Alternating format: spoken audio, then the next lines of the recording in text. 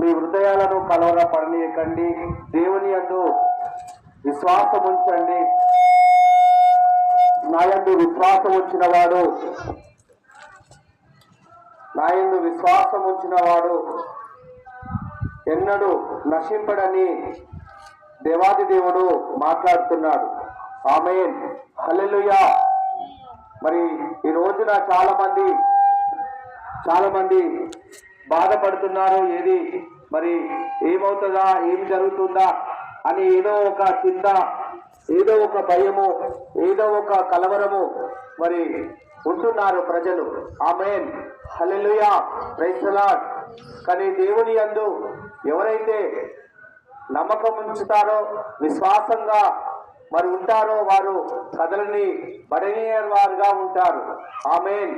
ఈ రోజున చాలా మంది సమాధానము మరి శాంతి లేక ఎంతో మంది నశించి కుషించిపోతున్నారు. కానీ దేవాది దేవుడు ఈ లోకానికి వచ్చింది రారాజుగా ఏలడానికి కాదు, కానీ మనందరికీ సమాధానం ఇవ్వడానికి, నశించిపోతున్న తన ప్రజలను విడిపించడానికి, తన పాపములను వారి పాపములను విడిపించడానికి ఈ లోకానికి వచ్చాడు. ప్రైజ్ ది లార్డ్, హల్లెలూయా.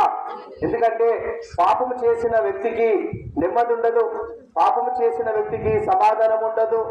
వ్యభిచారం అనే పాపము, తాగుడనే పాపము, ఇంకా ఎన్నో ఈ లోకరీతిగా మరి ఎన్నో పాపాలు చేస్తున్నారు. కానీ ఆ పాపం చేసిన వ్యక్తికి నెమ్మది ఉండదండి, సమాధానం ఉండదు. ఎందుకంటే ఆ పాపము ఎక్కడికి తీసుకువెళ్తుందంటే అతనిని నరకాగ్నికి తీసుకువెళ్తుంది. హల్లెలూయా. ఎవరైతే దేవుని యందు విశ్వాసం ఉంచి, దేవుని యందు మరి నమ్మకం ఉంచి, ఆయన రక్షకుడు నా కొరకు ఈ లోకంలో పుట్టి ఉన్నాడు, నా కొరకు మరణించి ఉన్నాడు, నా కొరకు తిరిగి లేచి ఉన్నాడు, నా కొరకు మళ్ళీ తన రెండో రాకడలో వస్తున్నాడని తన యందు ఎవరైతే విశ్వాసం ఉంచుతారో వారి అందరినీ కాపాడే దేవుడు. ఆమేన్, హల్లెలూయా. ప్రియమైన దైవ మరి ప్రజలారా, చాలా మంది దైవ సన్నిధికి యేసే దగ్గరికి రాలేకపోతున్నారు, వారి పాపాన్ని తీసుకువేయలేకపోతున్నారు.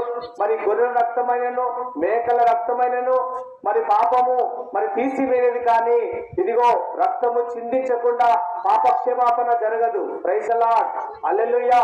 ఈ పాపాన్ని మరి పోగొట్టుకోవడానికి ఎన్నో నదుల్లోనూ, తీర్థయాత్రల్లోనూ, మరి సముద్రంలో మరి మునుగుతున్నారు, కానీ మరి పాపము పోవడం లేదు.